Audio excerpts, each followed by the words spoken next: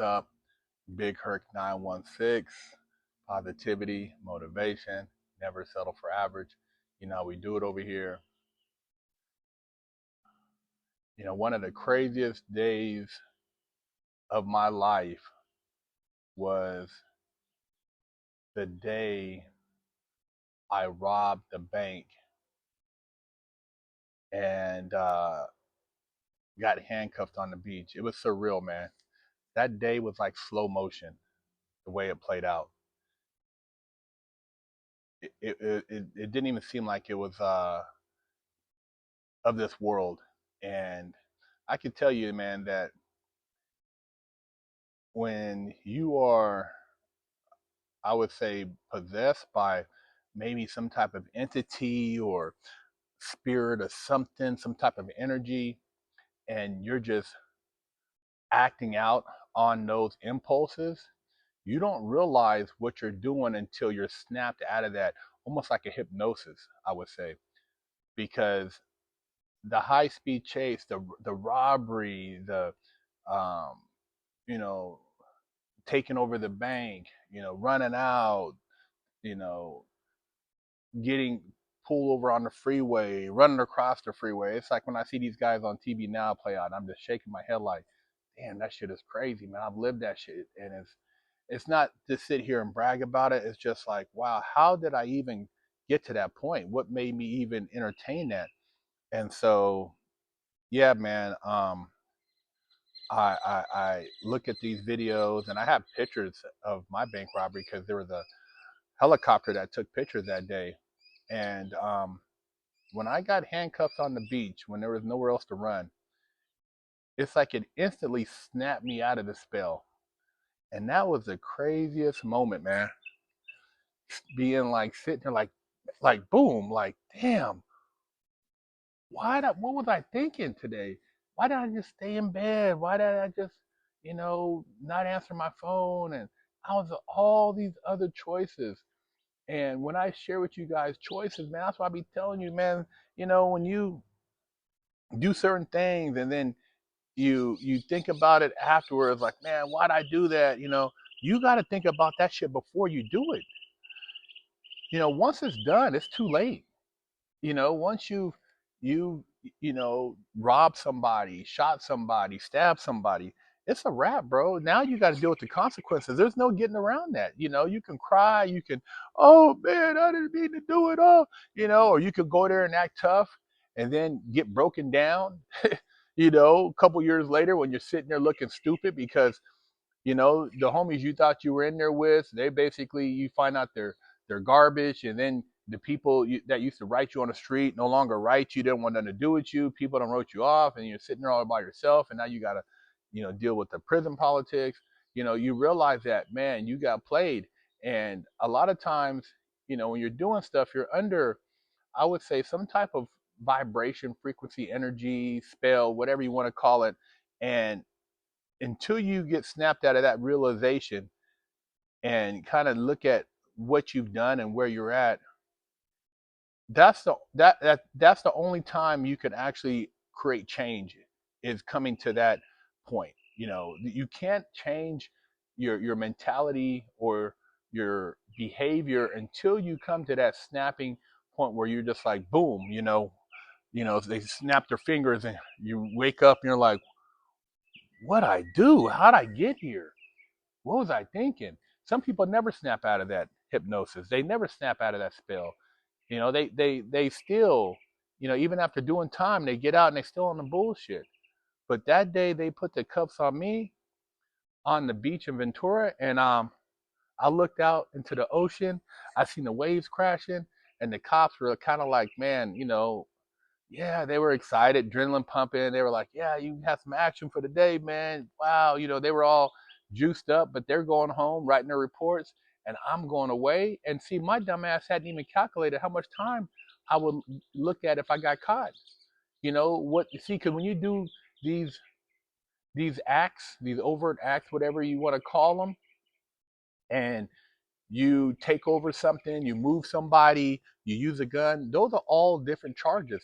So you might think you're committing one crime, but there might be 15 accounts of that one crime. That's what I'm saying. Like, you're so out of the loop as a little criminal going to get your little gun and doing what you're doing that you're getting your ass handed to you when you go to court, when you look at your indictment, your discovery. You don't know shit. So I'm just saying, man, that really think about things before you do them and start just looking at your options, man. You know, oh man, you a buster, you soft because you didn't do this or you didn't do that. It will be all that, but be free. Be a buster, be a mark, be weak. Just don't be no snitch. And just say, I'm not down with it. And just, change your pattern. But you backing out of there can change your life. You not getting in the car could save you 20 years, 30 years, a life sentence. You turning your back on somebody you thought was your friend can save your life, because these people doing stuff, they're not thinking about you. And the thing is, if they get caught, they're going to tell on you. They're going to say you were a part of it. They're going to make it seem like you were the person also involved in everything that took place. So that's the thing about when you get in court and you don't have the same attorneys. You have different attorneys, and they're like, hey man, this is best for you, blah, blah, blah. And then you guys get separated. You don't know what they're saying. Man, that shit changes quick. All those dudes you thought were your homies, when you get locked up, all that shit changes, man. All that shit changes. It's like your whole world in, like, I would say 5 seconds goes through your mind. When I had those handcuffs on me, it's like everything I've done, it's like one of those movies where they flashing all that psyop shit, MK Ultra, and your mind, your eyes are blinking, your eyes are actually, they have your eyes open and they're programming you. That's what I felt like when I sat there. Like, I had been programmed for some dumbass shit and I fell for it. And then when they put the cuffs on me, I had a wake up call. Man, I don't want to see you go through that wake up call. That's why I do these videos, man. Wake the F up, man, and don't get brainwashed into autopilot on some bullshit, whether it's, under the influence, the music, because, you get caught up in that, oh man, the vibe, whatever. Man, don't go for that shit, man. Take some time to really think about your actions. And, when you're young, I know you feel invincible. I felt invincible. I thought I was this badass, and I was, into a lot of shit. But I realized, there's people and they got teams and they work together and they're trained. And whether it be the marshals, the FBI, ATF, when they come, they're going to bring the heat, man. And you ain't gonna be able to compete with that, man. They're going to smash you out. They're going to smash you out and you will go down. And they have nothing but time on their hands. And these people are educated and they can make mistakes and you can't. So that realization with those handcuffs on me, man, it's like, why couldn't I have had that before? But I was under a cold hypnosis, man, a cold spell. And that day was a wake up call for me, man. And I had to go through and do my time. That's it. You can cry, you can, you know, write, sob story letters to your people. But at the end of the day, the judge is going to be like, you did what you did. You got to go lay down. So for you youngsters out there, you think it's cool.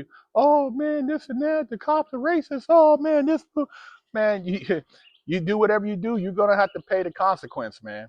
And that's just what it is, you know. And especially you involved in anything, a violent crime, it's a wrap, bro. It's a wrap. So just something to think about, man, because I know I had an epiphany that day on the beach with those handcuffs on me. And I'm like, dude, I could be out here surfing. And my dumb ass was running from the police. BigHerc916, hit that like, hit that subscribe button.